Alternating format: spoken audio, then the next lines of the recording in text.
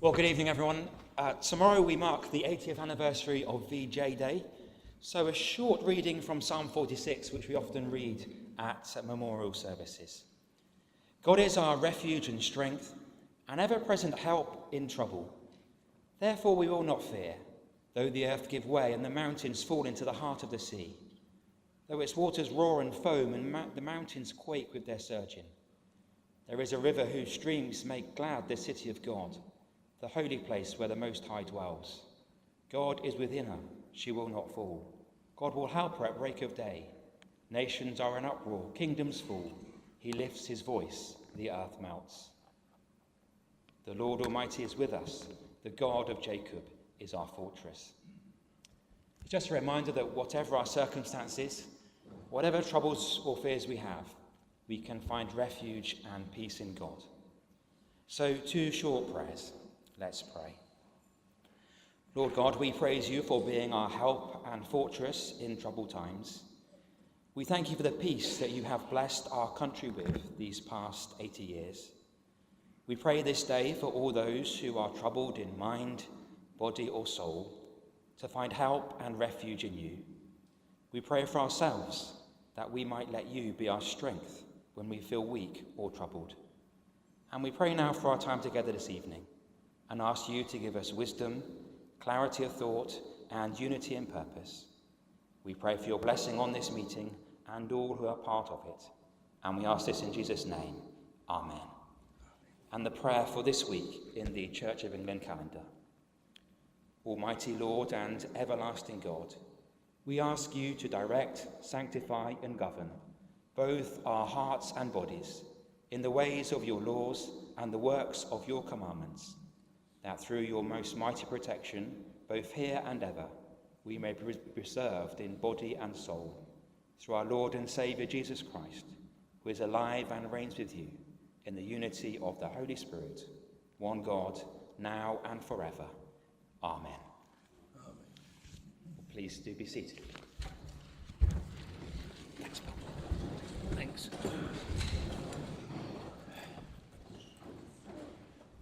Just get myself sorted out.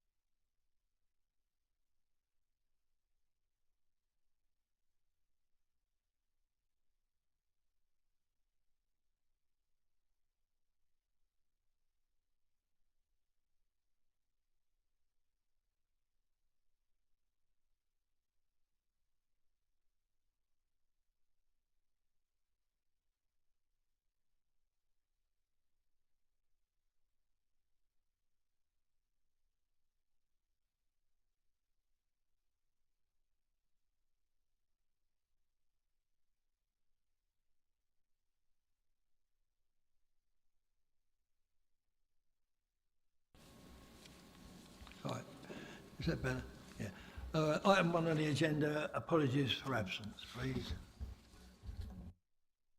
Thank you, Chairman. I have apologies for absence from Councillor Terry Barrett, Councillor Matthew Bensilem, Councillor Anne Wiggins, Councillor Gary Scott, Councillor Pam Morrison and Councillor Tanya Ferguson.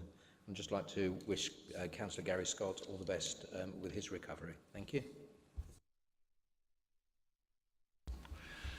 Item 2 on the agenda, a report from the returning officer of the District Council by-election Frinton Ward. Thank you, Chairman. As per your page 9, the result of the by-election in the Frinton Ward of the district held on the 5th of June 2025 was as follows. Karen Crevin, Labour Party, was 168 votes. Anne Davis, Reform UK, 1,222 votes. Helen Fontaine, Liberal Democrats, 78 votes. Stephen Walker, Green Party, 93. Van der Watling, Conservative Party, 577. And therefore, Councillor Anne Davis was elected for the Frinton Ward for the District Council. Thank you.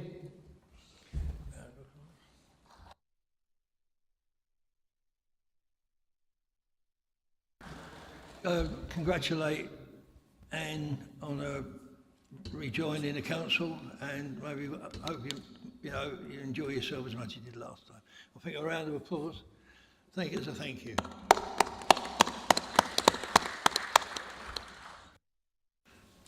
Item 3 on the agenda, the minutes of the last minute of the council, and it's on pages 11 to 24. Can I, Councillor Mark Stevenson. Thank you, Chairman. I'm happy to move them on block. I've got a second. Councillor Honeywood. Thank you, Chairman. Are you seconding this motion? No, I'm commenting on the minutes. So, Can you? under- Sorry, can you? Chairman, I'm happy to second the minutes. Right, thank you. Councillor Honeywood. Thank you, Chairman.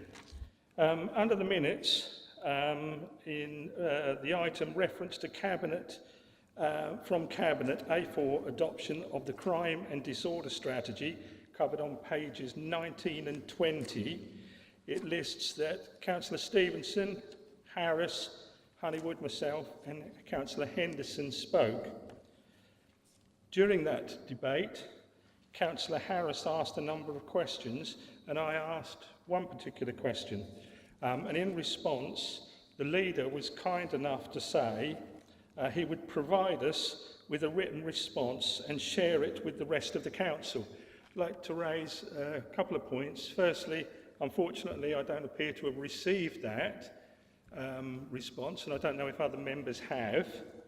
And secondly, when a decision is made in a council meeting, such as to write to all members, for completeness, would it be sensible to record that in the minutes? Thank you, Chairman.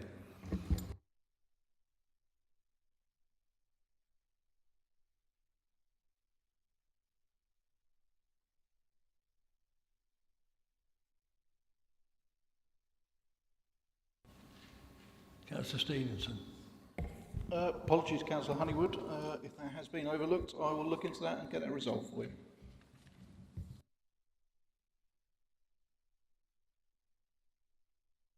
Those in favour?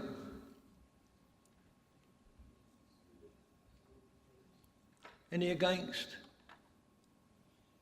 One against? Oh, you voted for it. No. Abstain? Anyone abstaining? Unanimous.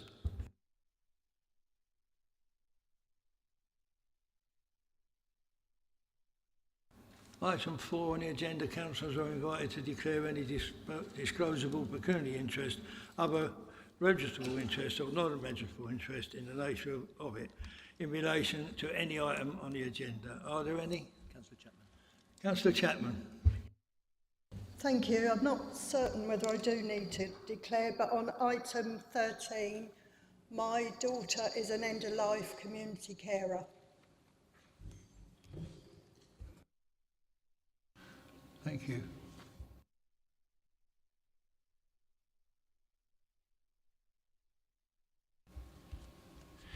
Item 5.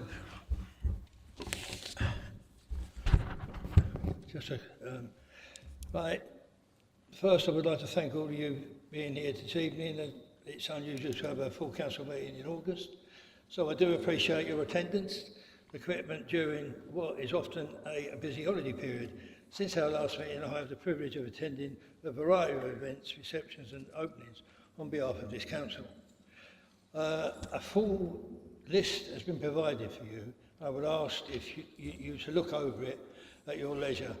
I would stress that no one event is more important than any other. Each is a valuable opportunity to engage with our communities. It is both a privilege and an honour to be invited to represent Tendring District Council, and I'm deeply grateful for that trust. And I would just like to remind councillors that the Pride of Tendring is going to be open soon for your candidates. So just bear in mind it will be opening soon. Thank you.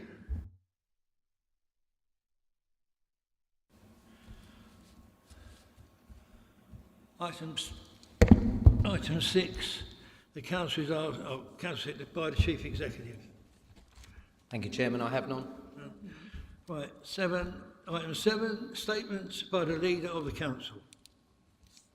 Thank you, Chairman. I also have none. Item 8, statements by members of Cabinet. There is none. Item 9, petitions to the Council. There are none. Right, item 10, questions pursuant to Council Procedure Rule 10.1. There are none. Item 11, report of the Leader of the Council, urgent Cabinet and portfolio holder decisions. Mark Stevens. Thank you, Chairman. I'm just happy to move them. No. Item. Oh, sorry. All those in favour? Any against? Any abstain? No. That is unanimous. Item 12, minutes of the committees, page 29 to 130. Councillor Stevenson? Thank you, Chairman. I'm happy to move them on block as well. All those in favour? Any against? That's unanimous. That's carried. Right. Item 13, a motion to the Council pursuant to Council Procedure Rule 12, end of life care in NHS and hospices. Councillor Doyle. Councillor Doyle? I would like to move the motion on page 131 of the agenda. The motion is that this Tendring District Council notes that the NHS was set up to provide care from the cradle to the grave, yet care at end of life is currently greatly under-resourced. Notes that the impact of this on the district of Tendring's population is amplified due to its elderly demographic and has been exacerbated in recent times with the reduction of inpatient beds at end-of-life care providers, both charitable or otherwise, many of which are currently struggling financially. Laments that the district's residents, like many across the country, are suffering and too often dying inhumanely in corridors of overcrowded hospitals when personal, intimate and compassionate care cannot be delivered in such a non-clinical area, and believes that this would not be acceptable for any human being when entering the world, so neither should it be acceptable when they are leaving this world. That this Council therefore requests that the Leader of the Council writes to the Secretary of State for Health to urge that the Government addresses the inequality in funding for end-of-life care as a matter of urgency, so that, with the correct funding, the terminally ill and their families can be cared for in comfort and in an appropriate setting. Can I have a seconder, please? I'd like to second that, please. Thank you. Can I speak? Have you got your... Yeah. Sorry. Sorry. Councillor Doyle, can you explain your motion, please? As many of you may well know, my background is in nursing, a trustee of a local hospice and an educator in end-of-life care. I have consulted the monitoring officer and sought her advice, and on the basis that the intention behind the motion as drafted will not affect me financially or otherwise, addressing the Council on this broad issue does not affect my registered interests. Although I will say I am passionate about the subject matter for the benefits and care of the residents of Tendring and will be their voice where I can be as an elected councillor. I believe no single government or party is solely responsible for this situation. Over the years, the focus has often been on immediate needs rather than planning for our future, including end-of-life care. Financial constraints affect the entire system, including all end-of-life care providers. Increasing state funding for these services would alleviate pressure on both acute and community settings by diverting patients with end-of-life care needs to appropriate beds. According to the House of Lords Library, UK Parliament, hospices receive less than 30% of their funding from government sources. Recent financial tensions have forced voluntary providers to reduce capacity and limit care to those with the most complex needs. Consequently, people with less complicated conditions may have no choice but to attend hospital when they are distressed. The situation increases the likelihood of people with end-of-life care needs receiving care in hospital corridors, which severely impacts on their dignity and potentially leads them to dying there. I suggest that our local people are at greater risk of this due to our elderly demographic and living with higher levels of deprivation lowers the average age of a person dying. I have recently received this letter from a resident in my ward. I was admitted to Colchester Hospital because I was in so much pain in my back and chest. My GP recently said I may have a type of blood cancer, and I was very upset and worried.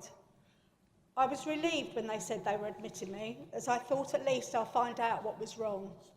I was given a bed in a corridor, along with many others, who I think many had been there for hours. My pain was getting worse. I was so frightened that I was going to die, there in a corridor. I felt awful calling out as staff were rushing about. The student nurse was the only person whose attention I could get, and she really tried to help. It seemed like forever until someone gave me some medicine, and even longer for my pain to be relieved. I needed to go to the toilet, but didn't ask to go until I simply had no choice. Where is my dignity? Where is my respect? I could have laid there and died, and who would have cared? This was not somebody at end of life, but depicts how frightening the experience is.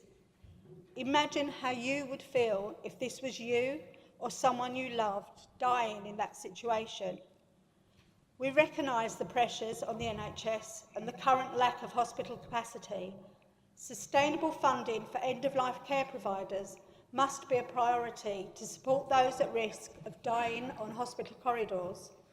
As elected councillors, we must advocate for residents to receive the best care, including compassionate, personalised, high-quality care at the end of life. I urge the Council, across all parties, to support my motion to request that the Leader raises this issue on behalf of tendering residents. Thank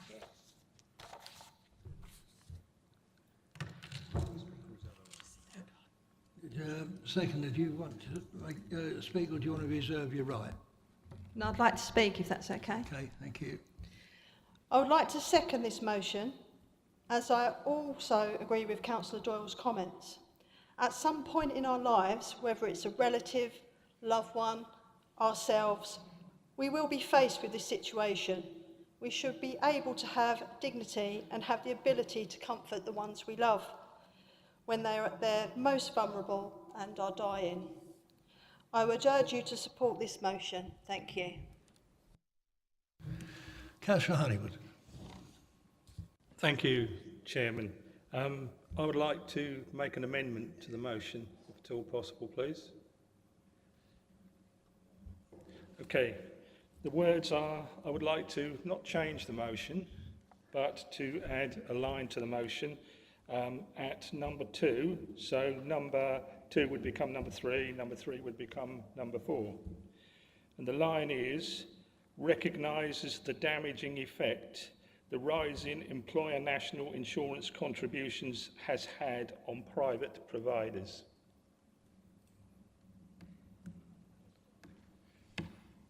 Recognises the damaging effect the rise in employer national insurance contributions has had on private providers.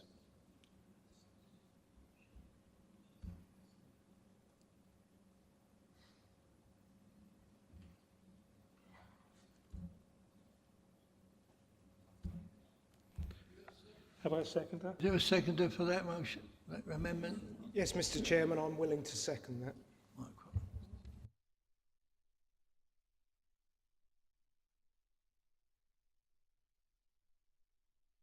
Members, can I just remind you that you're now debating the amendment to the motion. Thank you.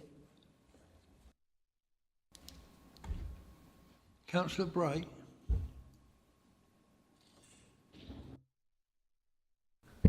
Thank you, Chairman. I had intended to speak on the original motion, but actually this doesn't make much difference to what I intend to say. First of all, can I thank Councillor Doyle for bringing forward this motion? As you here all know, I have something of a vested interest in the subject of end of life. I lost my wife, as many of you will know, in January 2019, and I spent 7 days and 7 nights next to a hospital bed. We were lucky, we did have a hospital bed and even a side ward. And having listened to the harrowing case read to us by Councillor Doyle, I think we were perhaps luckier than I thought we were. The staff were absolutely excellent. They were superb. The facilities were perhaps not all they could have been. The window didn't fit properly and let cold air in quite badly. It was a very cold room. However, I now consider myself luckier than I thought I was. I picked up a few pieces from this motion, firstly from the cradle to the grave. Absolutely. Absolutely.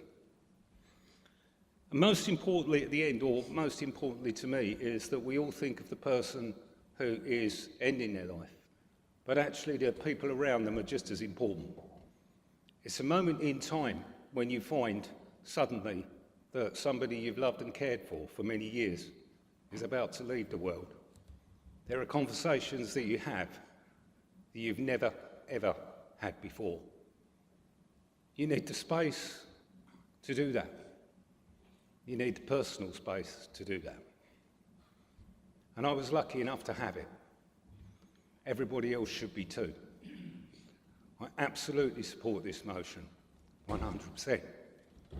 And I thank you again for bringing it forward. Councillor Calver. Please seated. Thank you, Chair. Firstly, may I congratulate Councillor Doyle on a very well prepared motion. And may I also congratulate Jeff on a very brave speech that can't have been easy to give, but certainly came from the heart. I think the way both of them have spoken reflects how important this issue is and how everyone across this chamber has been affected, or as has been said, will be affected at some point by this issue. It is too important an issue to be dragged down into a political debate. And that, I believe, is what this amendment is intended to do. I'm disappointed the amendment has been tabled. I would urge everybody to oppose it. This is not a political issue. Thank you, Chair.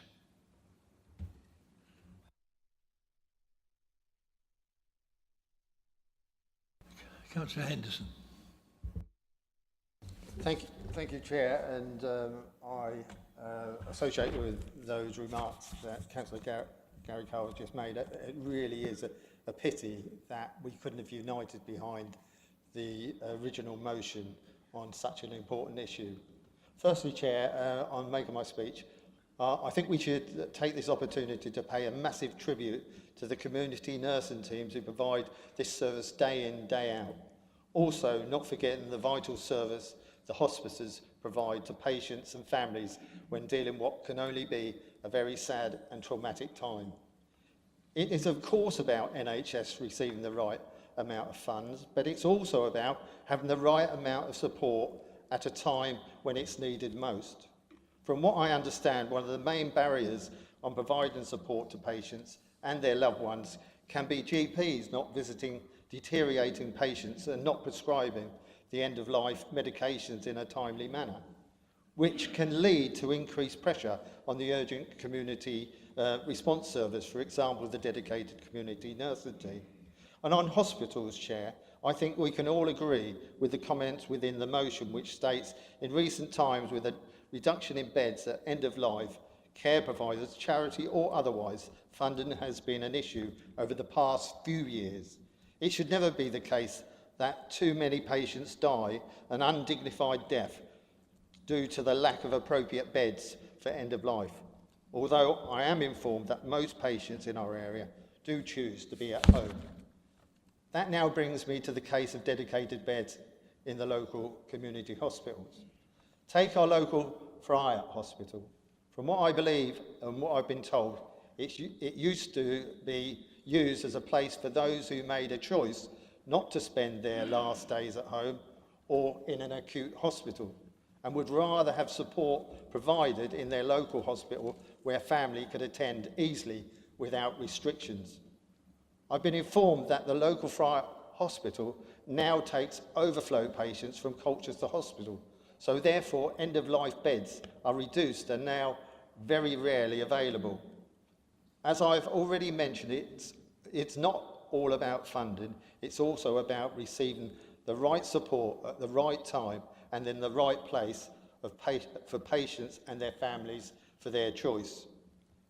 Chairman, I would hope that we would all get behind the original motion and send a message not only to the government, but we could also start dealing with our local ICB here to make sure that those beds are available. I'd finally would like to congratulate Councillor Carrie Doyle on delivering such a caring and thoughtful speech and providing us with the opportunity to debate an extremely important subject on behalf of our Tendron residents. I would urge members withdraw your amendment and let's all send this message to the government and also send it to local health organisations to make sure we change what exists at the moment. Thank you, Chair. I'm just going to bring in Lisa Hastings at this point. Thank you, Chairman. The Council Procedure Rules allowed the mover of the amendment to speak to their amendment to explain it before the members went to the debate. Councillor Honeywood, you weren't given that opportunity. So what I would propose, Chairman, is that Councillor Honeywood is given that opportunity now, but he still is given the opportunity to come back at the end of the debate like he's permitted to under the Council Procedure Rules, and apologies for the omission that we went too quick into the debate on the amendment. So in effect you'll be able to speak twice. Thank you. Councillor Griffith. Oh, Councillor Honeywood, sorry. Thank you, Chairman. Firstly, there's two things I'd like to say. Thank you to Councillor Doyle for bringing this motion. It is very important, and I agree with the content of her motion and I agree with her speech. Secondly, I'm very disappointed that the fact that we're highlighting the vital care that's provided by charitable organisations and hospices as being political. They are not political. This is not political. The facts are the hospices may well be free to use, but they only receive a small amount of the funding they need. They rely on charitable contributions for the rest. Yes, the government does give them money, as Councillor Doyle highlighted, but the majority of that small amount is ring-fenced for capital spending, not the day-to-day running of such organisations. As I said, I'm not trying to make this political. I agree with everything Councillor Doyle's said, but I think we need to highlight the private carers, the charity organisations that are doing the work to help take the pressure off the NHS. Councillor Henderson mentions care at home. Yes, some of these charities send carers into the homes. We need to recognise them. We can't just put them to one side. I'm just asking that they be included. In my motion, I could have made a political statement and said the government. I didn't. I deliberately left any mention of the government out. The simple truth is, I wanted to make it clear that this is the care that people receive, be it NHS public funded or private funded. So I do hope you'll support this in the intention to which it's been put forward. Thank you, Chairman. Councillor Griffith. Thank you, Mr. Chairman. I find myself in a very difficult situation that I cannot support this amendment. Last year, my mother passed away at 96 at Colchester General Hospital. I have to say we spent at the end probably 10 to 14 days there across various wards. The care she received was exemplary. The nursing staff and the support staff did everything that they could. We were incredibly lucky. Everyone was treated very well and she received dignity at the end. And for that, I thank Colchester General and the nursing staff and everybody involved. I know from first hand the importance of how having a loved one going and dying is, especially when you know the end is near. I know how important it is that they're treated with dignity and respect, and I know how important it is that families are supported. While in some regards I understand Councillor Honeywood's motion, I don't feel this is the time. I believe that for this motion to have the power, the original one needs to be supported, and we should be supporting Councillor Doyle.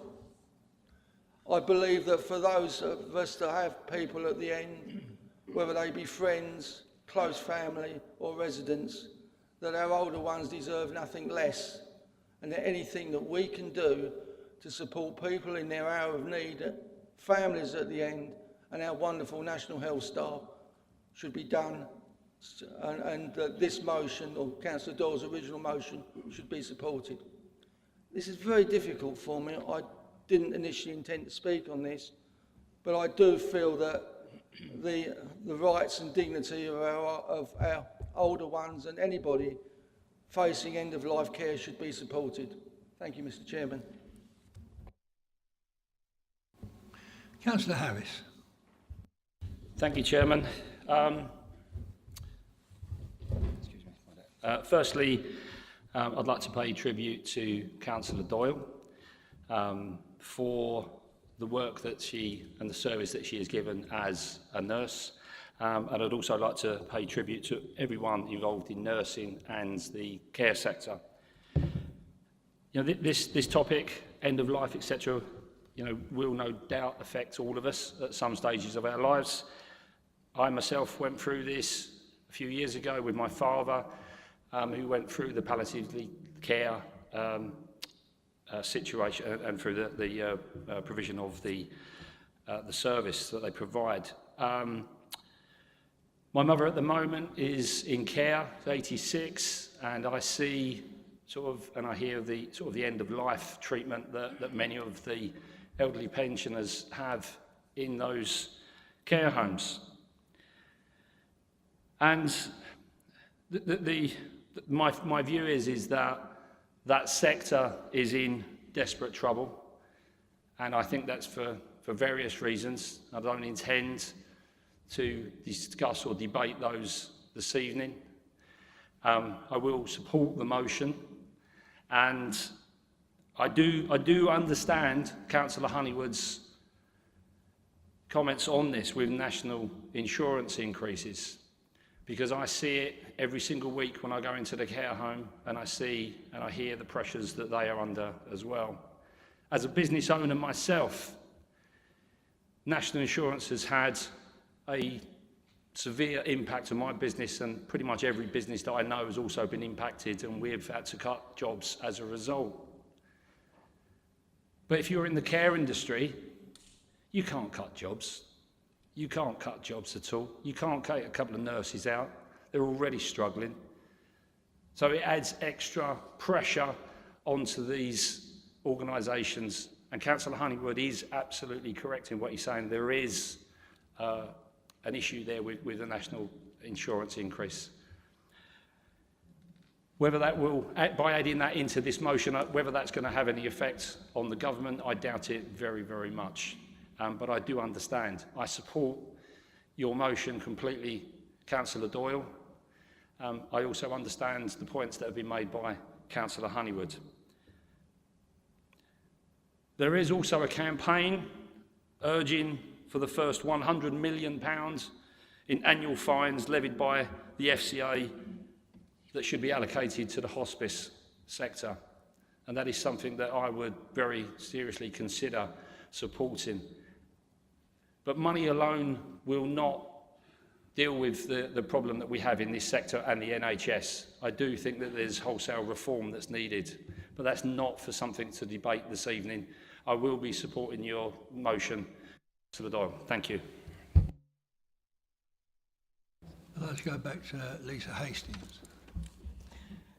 Thank you, Chairman. It's been a while since the Chamber debated a motion, so I thought it'd be worthwhile just giving a bit of procedural advice.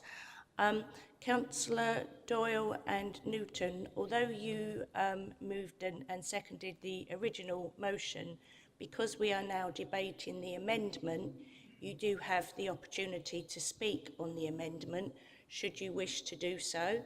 And once we go to the vote on that, irrespective of what the outcome is, you can still speak again on your original motion.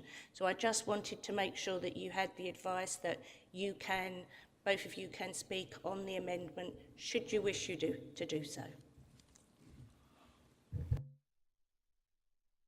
Councillor Doyle. Thank you so much, Councillor Honeywood, for bringing up a subject that, of course, is really important. But the aim of this motion was to bring us together as a council in writing to the Secretary of State. And I just have concerns that by adding that amendment is going to take the onus away from what's really important. And what really is important here is the patient and family experience. So with that in mind, I would like to decline that amendment. Thank you. Anybody else would like to speak on this motion?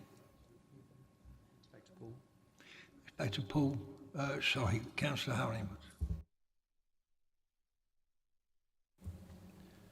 Thank you, Chairman. I've listened to what's said, and other people have spoke about personal issues and have spoke about things that have happened to their families. We, the wife and I, have been in that position where we faced an end-of-life situation, and it was the private sector that came to our aid, and it was them that visited, and it was them that helped with our family. And I'm concerned that they're not getting the recognition.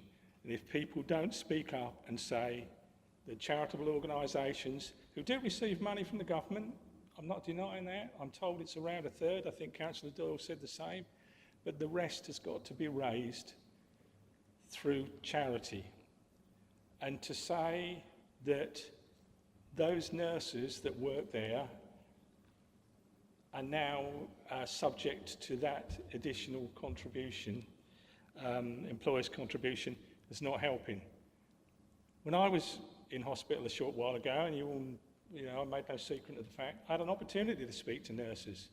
In fact, I met nurses that had worked in end-of-life care and were no longer working there.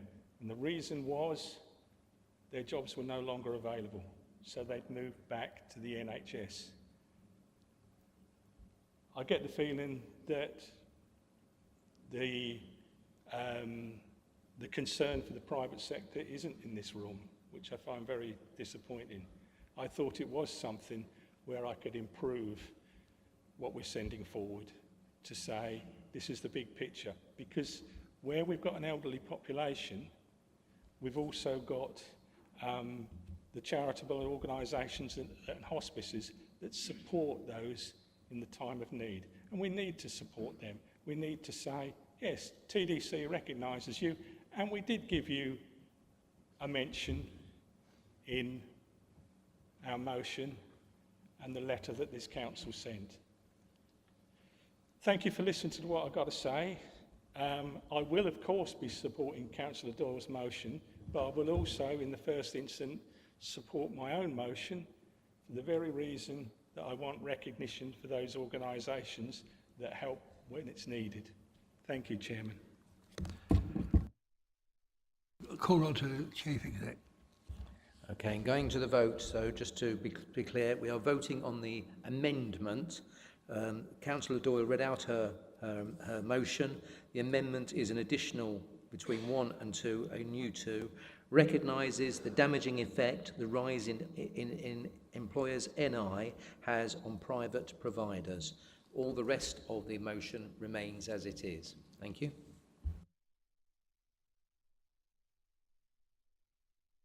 Right, councillors, we go to the vote now. All those in favour of the amendment?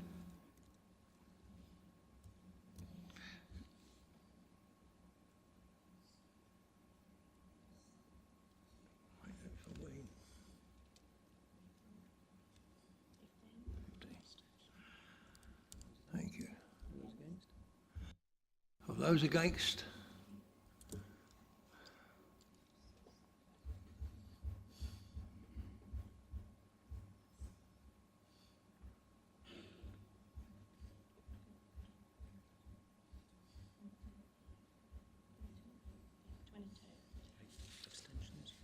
Any abstentions? 3, 4.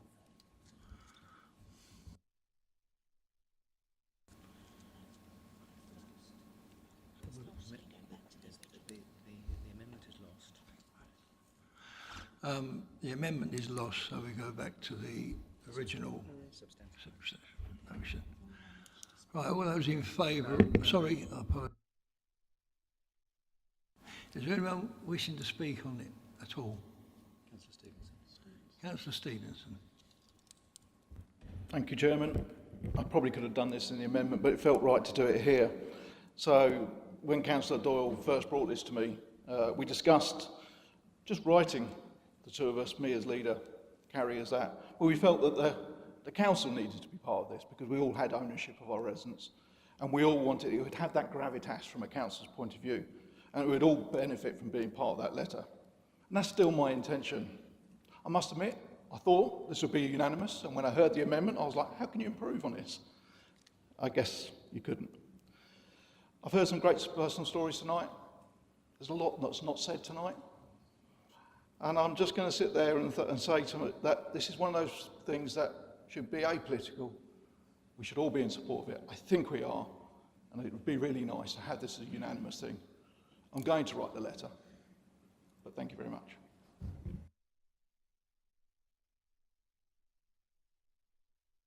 Is there anyone else want to speak on it?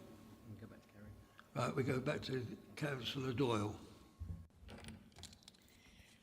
Thank you to everybody that shared such personal and moving accounts of what's happened in your life. You've actually spoke to my soul. I am so pleased that we will stand united to support those people in our community with end-of-life care.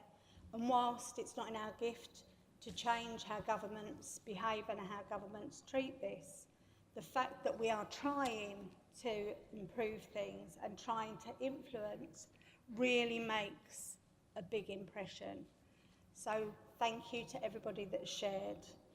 Whilst I agree with what Councillor Henderson was saying, and people often choose to die at home, we know that, but we know that when people and their beloveds become distressed and upset, the first place that they go, the first number that they phone will be 999. So that's why we need an infrastructure underneath them. And that infrastructure is what you spoke about, Councillor Honeywood. Those care services, the voluntary sector, that's what makes the difference, is that we all work together, NHS and the voluntary sector or third sector, all together. So once again, thank you for supporting me. Thank you. Right, all those in favour of the original motion?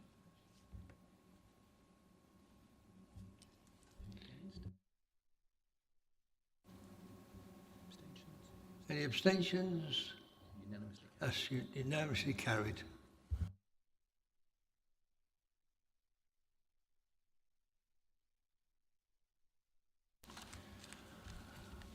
Item 14 on the agenda is a motion to council pursuant to Council Procedure Rule 12, Clacton Police Station, pages 133 to 134. Is it Alexander? Yeah, sorry. Councillor Alexander.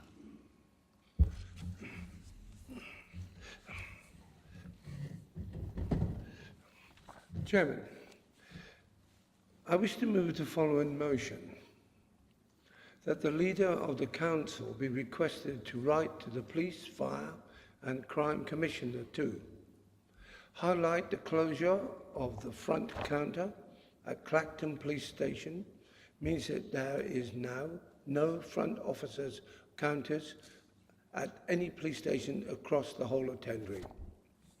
To raise concerns that some residents, especially the elderly or vulnerable, without internet access will find it harder to seek advice or support from the police, and to seek assurance that this decision will be reversed if there is not a marked reduction in crime and an increase in public confidence.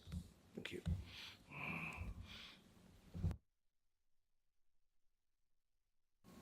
Can we have a seconder? Griffiths. Anybody wish to speak? Chairman, I reserve my right to speak. Oh, yeah. Okay. Sandra, would you like to explain your motion? Thank you, Chair. It appears that everything in the last months has moved at such an enormous pace. The way that we are structured in government, we seem to be moving further and further into centralisation. And what happens in this, it leaves people behind. And the people it leaves behind are those who cannot access so easily or readily what we take for granted every day. Access to our laptops, to emails, etc. Simply because they don't have this technology by age or by vulnerable individuals. And what is the most important thing is that we don't reach out and we don't give them any support, especially when this has been done like this. The police station, without any consultation whatsoever, I don't know if anybody else received any consultation, but I most certainly did not. We would often go down to the police station ourselves and report in things, and it was from the police station itself that we learned that they were going to close the front counter. Then we asked about, well, what's going to happen now? The answer was that police officers would take those people, prisoners, to another police station, possibly Colchester, or even further afield. And while these people are driving around, and we were told that don't worry, they wouldn't get caught in any traffic. I would like to see that, quite frankly, especially in Colchester. They would then make their way back after they'd been to the police station itself. Now, the time lag surely on that means that there are officers being taken away. And who's going to deal with any emergency here if there's officers taken from the streets of Clacton? At this point, I'd like to thank the leader, actually. Thank you very much indeed. I believe you've already written a communication on this very subject. And I believe there's also been a response.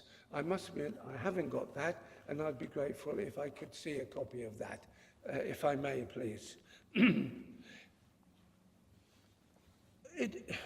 It just comes across to me that whenever anything is done like this, as I said, Things just happen, and without consultation. And that's why I like to bring it here to you, so we can enjoy the debate, and I can hear from my peers on the way forward when I'm dealing with my residents in St James.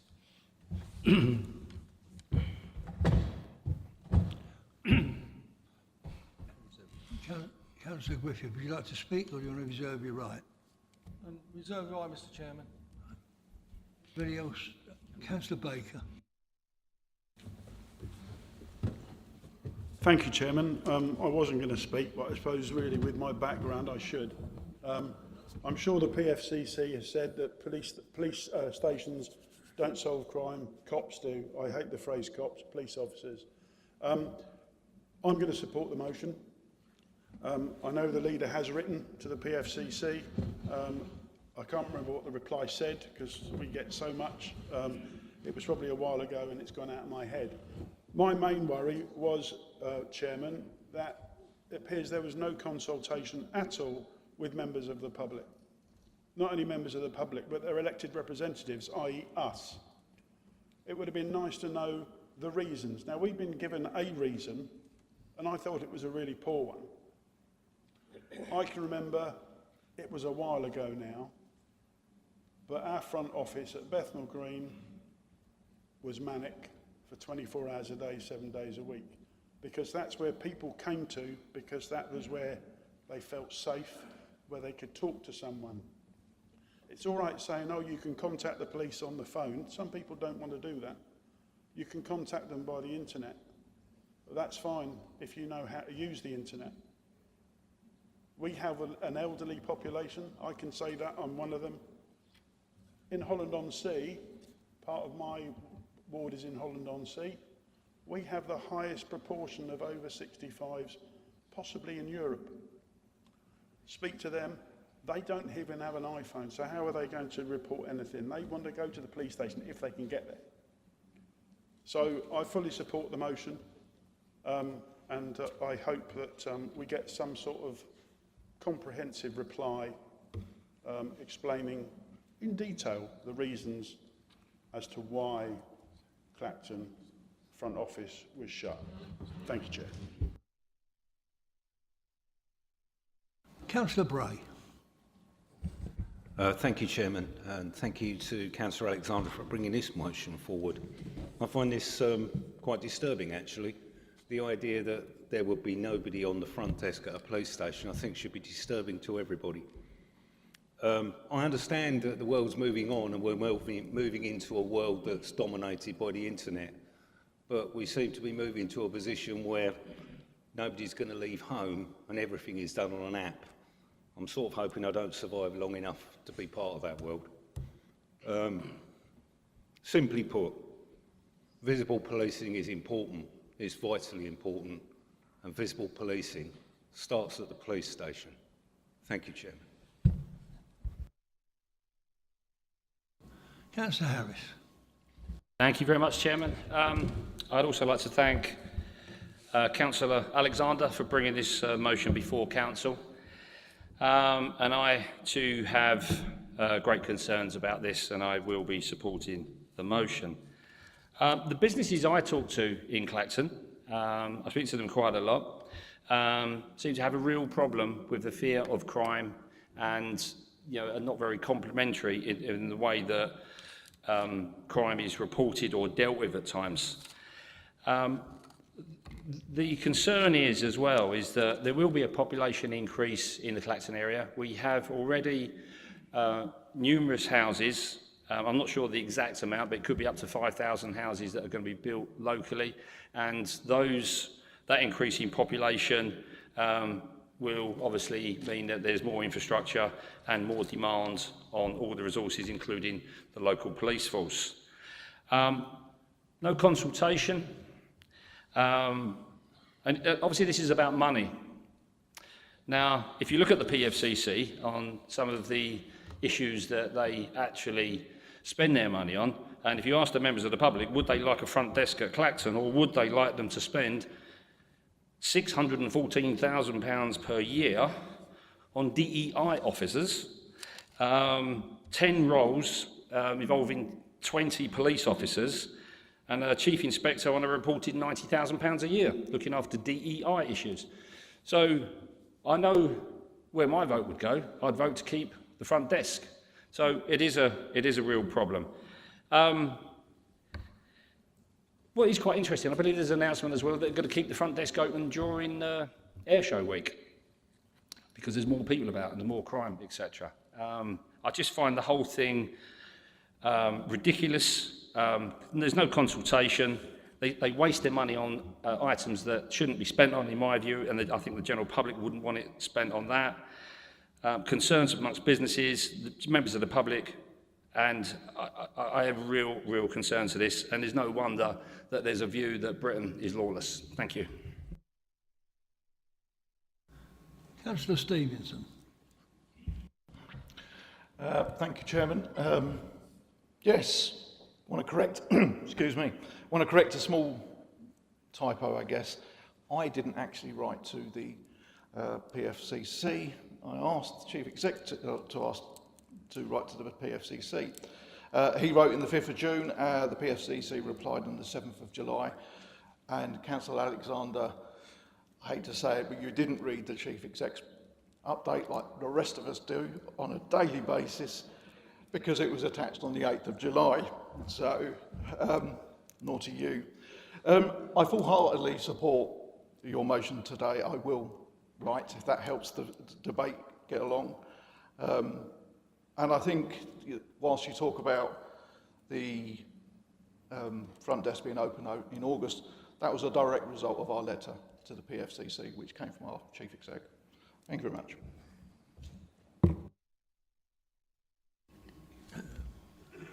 Councillor White. Thank you very much, Chairman. It's only a minor point, but members will know I'm involved with an organisation called Rotary, and on Saturday night we were marshalling for the carnival on Pier Gap. And the first thing that was brought to me from a member of the public was a brand new mobile phone that they'd found. The next thing was a bank card. Obviously some holidaymaker had come down for the weekend. Eventually I spotted one of these rare people called police officers, and I spoke to him and said, look, I've got these, I've been given to these, I suppose you'll want me to take them to the station. And he said, I'll do you no good at all. If you really want to report it, you could take it into the station at Colchester.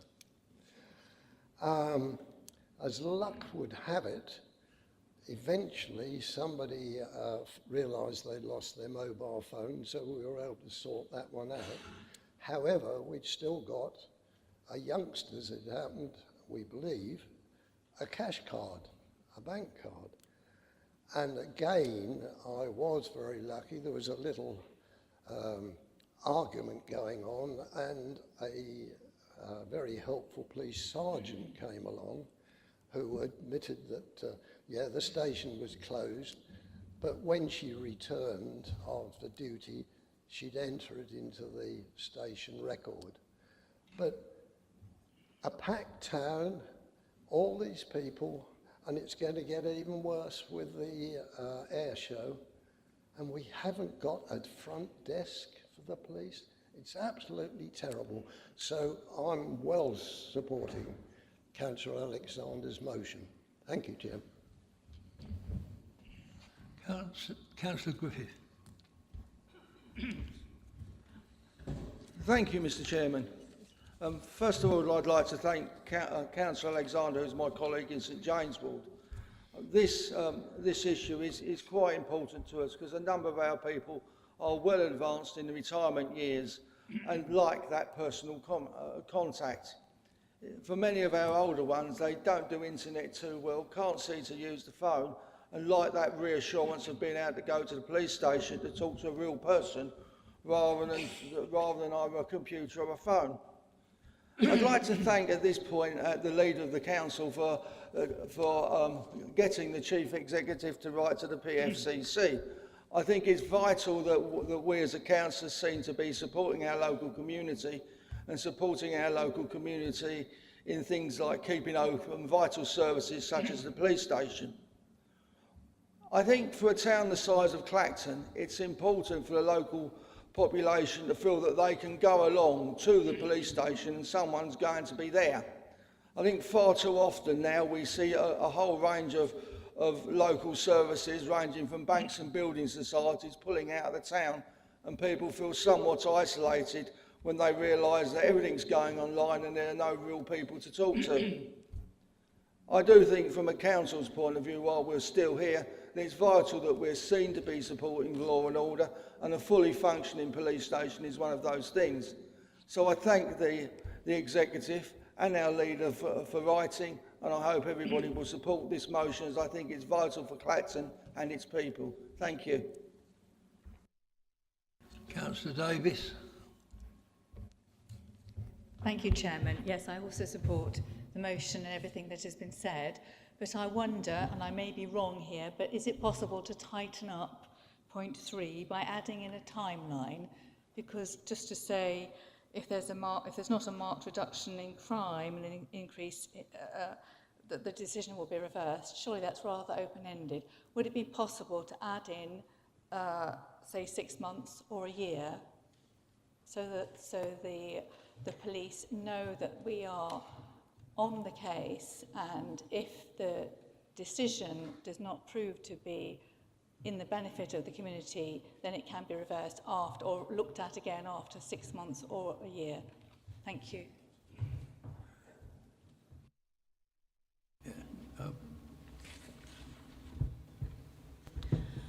Thank you. Can I just be clear, Councillor Davis, are you moving an amendment?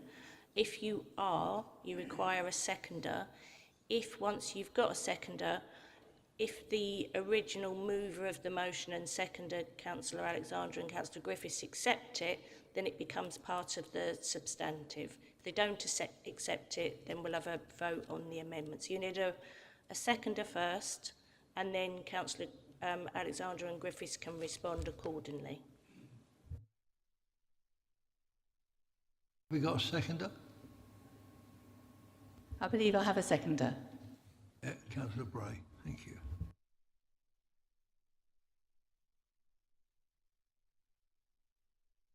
Councillor Alexander. I will be more than happy to accept the amendment.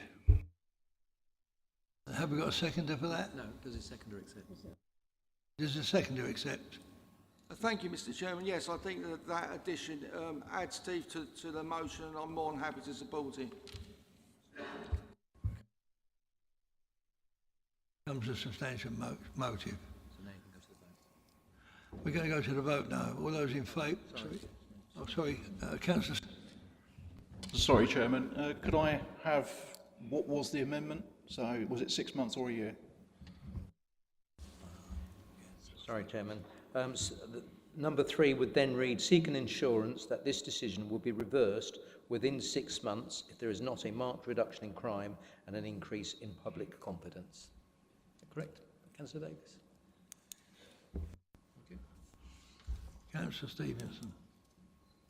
Chairman, just a small point. I agree with the timing and everything else, but 6 months is too short a period. And the reason why I say 6 months is too short a period, Clacton is a seasonal town. So you will be literally looking at the law and order in the quietest months of when Clacton is about. So I think a year would give a full compass of what the real view on is. Thank you. Councillor Casey.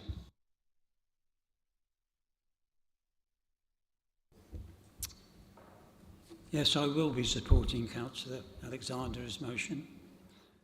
I'd like to add, I just can't believe the whole system is shut down in a place like Clacton, what goes on in Clacton. But I also believe the custody suite there and at Colchester, they've shut down. So what happens to an individual who's actually caught here? Where do they go? Where do people go to see them? I think it's Chelmsford, what I've been told there. So that's incredible, isn't it? Somebody's got a problem, they've got to go to Chelmsford. Amazing decisions. Well said, Morrison. Lisa Hastings. Thank you. Councillor Stevenson, if you have a seconder to your proposal of 6 months to a year, then the original mover of the motion and seconder can accept it. And then that can form part of the substantive motion as well. Any more procedural advice? You second that? Chair, I'll quite happily second it. Okay. And now Back to Councillor Alexander. Thank you, Chairman. 1 year is exactly the time scale I had in my mind. That's what I thought would be right. Councillor Griffith, do you accept that? Thank you, Mr. Chairman. I'm quite happy that a year was the number that Councillor Alexander had in his mind. I think it's an eminently sensible suggestion. And on that basis, I'm more than happy to accept it.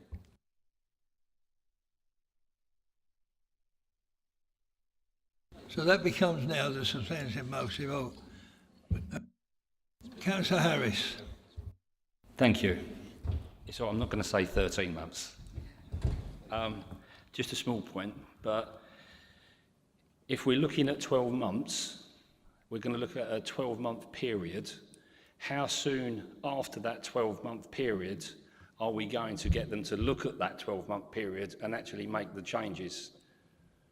So, yeah, it's getting complicated. So if you look at a 12-month period, are we asking them to reverse that decision immediately, or are we going to say, well, actually, that's going to be an issue? And the only other thing that I would add is that the new mayoral elections are next year, and the following year, the PFCC responsibilities, I believe, may well fall under the remit of the mayor.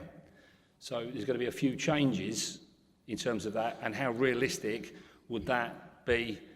I'm throwing it out there. Have some comment. Thank you. I'm going to go back to the Chief Exec, Ian.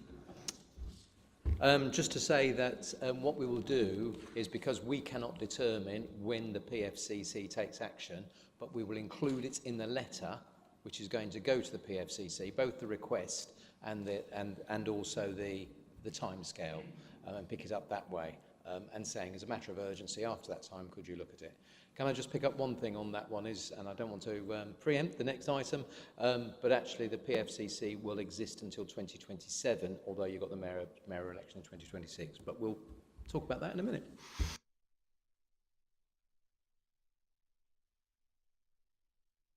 All those in favour of that motion?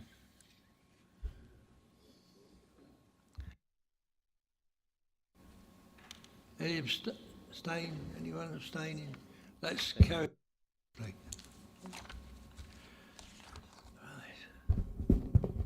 Item 15 on the agenda, recommendation from the Cabinet, options of local government reorganisation in Greater Essex, indication of the Council's preference. I'd like to confirm that I have consented to a presentation by the Chief Exec on the current position in respect of the process that is underway and towards local government reorganisation in Greater Essex. Over to Thank you, Councillor Calver. No, I get a bit longer than that, sorry. Members, thank you very much indeed, Chairman, for allowing me to speak tonight at Council. I think this is only the third time where at Council we have given a detail from an officer around something which is coming forward. I think, as you all know, there's probably nothing more of an important discussion than the demise of Tendring District Council, and therefore I wanted to ensure that you all have the facts before you have that debate. When you have that debate, you are not the decision maker. Tendring District Council is not the decision maker. When we talk about the outcome, what we're looking at and discussing is the recommendations which going forward as to the number of unitary authorities which go forward to government to be recommended as to whether it's 3, 4, 5 or any other number. The the decision to go forward, to put forward number, is an executive decision, the Cabinet or the leader, Councillor Stevenson. However, tonight is the opportunity for you all to express your views in order to, when Councillor Stephen takes forward his decision, then he has heard from Council as to what your views are. So this is not a decision-making evening, this is about hearing your views about the proposals. So if I may, so this will be the recommendation from Cabinet, which you have before you, the debate tonight, then the Cabinet meeting will be on the 12th of September. The actual submissions to Government must be by the 26th of September 2025. Fundamentally, there are 4 submissions, which I will come on to the detail in a moment. So the devolution white paper was published, and just as a reminder, on the 16th of December 2024. Apologies for those who were the all-member briefing last week. I know a number of these slides are repetitious.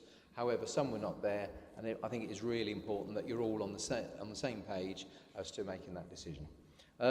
Essex County Council, Thurrock and Southend requested devolution be placed on the priority programme. That means Essex County Council, Thurrock and Southend, as what is called the upper tier authorities, are requesting that put on the priority programme that Essex as a whole has a mayor. Essex as a whole has a mayor who will be a focal point, both in terms of some of the devolved services, such as strategic planning, such as skills, and in terms of sort of some of the roles in health, such as the role on the ICB, and many others. But as part of going on the priority programme, it also includes local government reorganisation, which is what does affect tendering. The devolution in terms of our sovereignty does not. Having an elected mayor, I think that broadly there's support for that across Essex. I say broadly because it's not going to be everybody, but the support for the mayor means that if you look at certain places such as Manchester, the West Midlands, London, Liverpool, people can name the individual who is the mayor as a focal point, but could you name, with all due respect to council leaders, could you name all the council leaders in that area? I doubt very much that people can. And that's why government are working to have elected mayor. So parking that over for the moment, and the election for the mayor will be in May 2026, so not far away. So you got on 21st of January, Tendering Council, we had a meeting and agreed that the Tendering District Council, what Mark and I, what Councillor Stevenson and I were tasked with is ensuring that we are put in the best possible position, and that the voices of tendering and North Essex more generally, because we're working with Braintree and Colchester in particular, is as strong as possible. So when we have these negotiations, we do look and say how we can ensure that we have a voice which identifies what is unique, what is important about North East Essex, and the focus that we should give. Mrs Hastings just reminded me that the election of the mayor will be subject to that being announced as a statutory instrument from government in order to that take place. So that is what is proposed. That actually is will need to go through in order for the election to happen in May 2026. The invitation to submit a proposal for a single-tier government. The invitation went to the Secretary of State, Jim McMahon, in February 2025, and on the 21st of March, we had a meeting which looked at the interim plan submission update. That went in. As a result of that, government accepted the devolution and LGR agenda. I think the key thing for us is that the devolution LGR agenda outlines what clear ambition. It needs to be sustainable, it needs to have localism, it needs to have democratic representation, it needs to, in terms of enhancing that accountability and also driving economic growth. So how do you bring together a collective of councils in order to drive that growth? That was the context of what was in the white paper. I think it's really important in this debate that we have.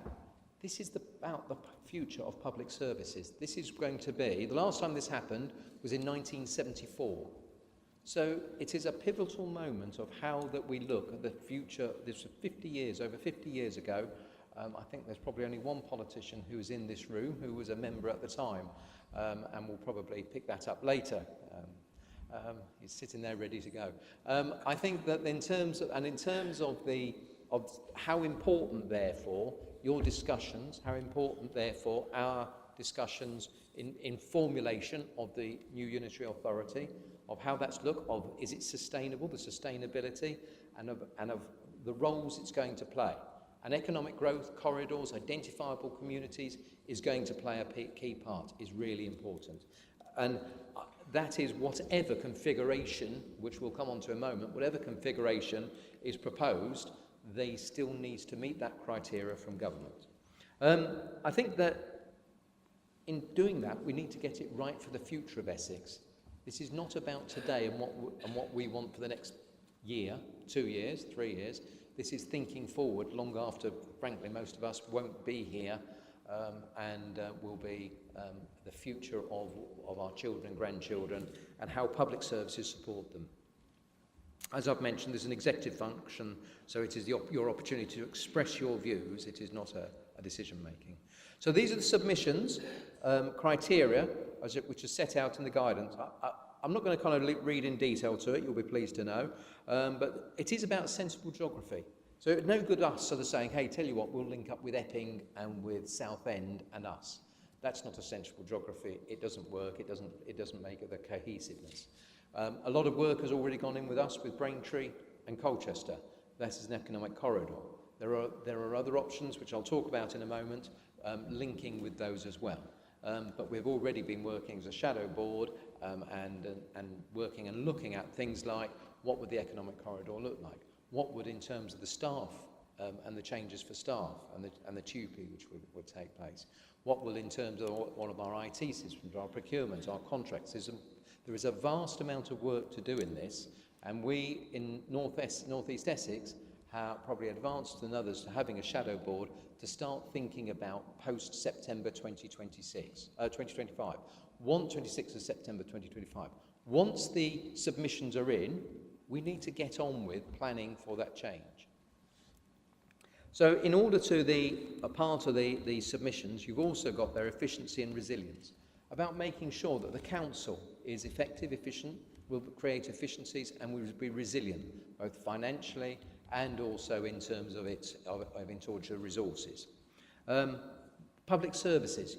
It is still about having high quality public services. It may be about refocusing services because we're configured in a different way. Essex County Council will no longer exist.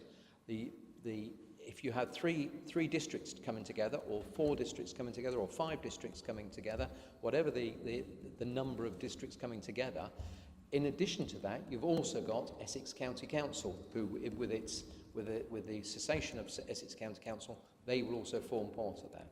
So we will end up with we collectively in the new unitary will end up with the responsibilities of district council and the county council.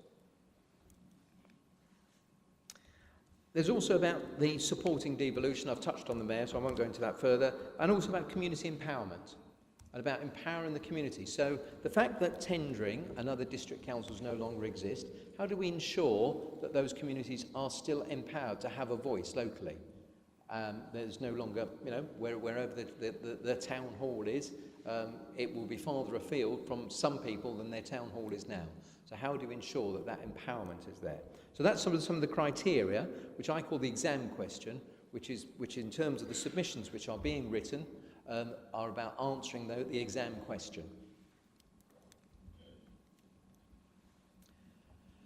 So when we submitted the interim plan, we had a response from MHCLG, and one of the things that they brought back to us was neighbourhood area committed, and it's expected to form differing models of delivery. So this is not about having the district councils or the county council and we just all carry on but just sort of together. It's about how do you look at different ways of delivering service, models of delivery. How do you look at how you're configured? How do you ensure that communities are still engaged? And neighbourhood area committees are one of the things which came back from the Minister as some of the guidance. One of the key things, and I'll come on to in a bit, is about councillor numbers, because there will be fewer councillors, and therefore how do you ensure that those councillors are representative and can undertake the work? And I'll come on to that in a moment. Sensible geography. As I said, there is no point in having some dislocated geography.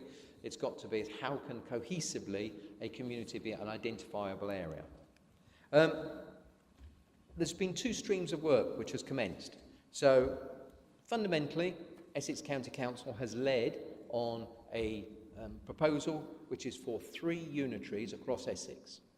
And then there's a secondary piece of work which was led by Southend predominantly, but with other councils supporting, which is for 5 unitaries across Essex. And in terms of the, if I can just finish, thanks. In terms of the TDC, we have contributed to both where invited. So where we've been invited to contribute, we have been voted to both. We have not committed for a long period in terms of whether we were in favour of 3 unitary authorities across Essex or 5 unitary across Essex. And the importance thing of that is that we could contribute to both, and we were looking to see what was the configuration telling us, what was the evidence telling us, and how, when we're looking at that, how do we think the best outcome for tendering, what will that look like? Would 3 be a better outcome? Would 4 be a better outcome? Would 5 be a better outcome? And we wanted to see best possible outcome for TDC. Before I go on, you wanted to pick something up? Oh, yeah. I did get permission to have points of clarification through Ian's presentation before anyone questions it. But I just wanted to highlight that where Ian said that the work being led by Essex was for 3 unitaries, it wasn't at the outset. So the 3 option came through the work that we were doing. So I just wanted that clarification. It didn't start off at 3, it came up with 3 through the process. So I just wanted to point that point. My conscience in my background is here, so when I get anything wrong, we'll sort of put that in. And that's absolutely right. Essex started with an open, but they have now chosen not to go on for 3 as opposed to the 5.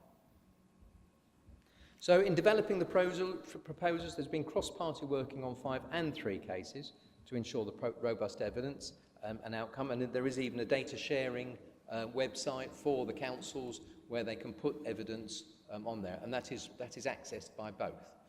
There's also been a number of different financial streams which have been undertaken, and there's been a piece of work now which is being done, which we're waiting to see for Essex County Council from BWC. There's also a piece of work which has been done from the 5 from Grant Thornton, so there's 2 eminent audit companies, also a company called People2, and also CIPFA.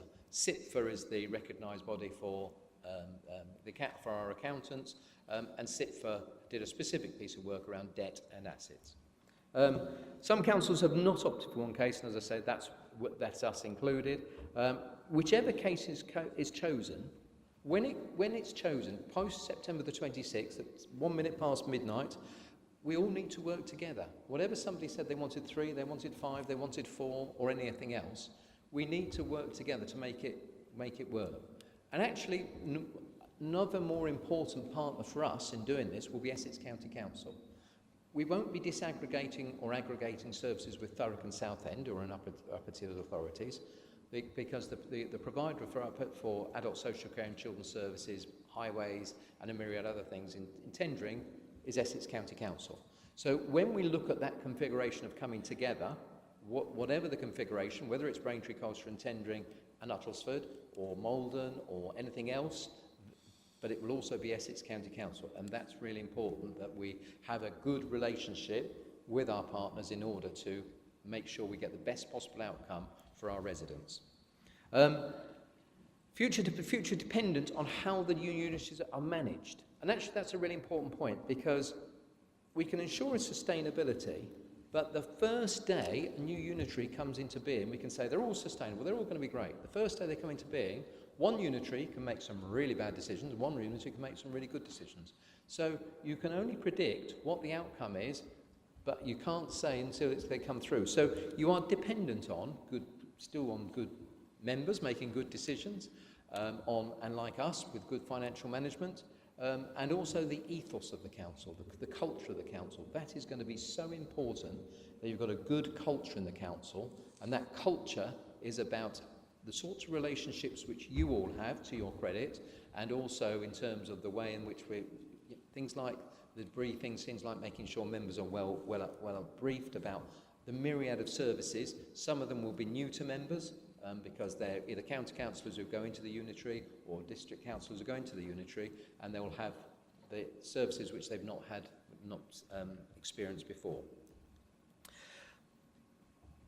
And whatever the outcome, there will also be the disaggregation of Essex County Council. And by that I mean in terms of their services, their staff, and the funding. So here's our... Yep. My conscience is just pricked me for a moment. Just another point of clarification.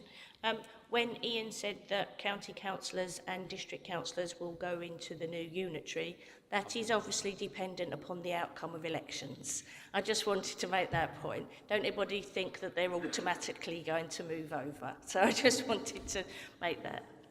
Thank you for that. I was coming to that, but you are absolutely right, yes. It is no automatic. You've got to go through an election process. So on your tables, you have got a copy of the 4 current options which have been, which are at the moment being considered.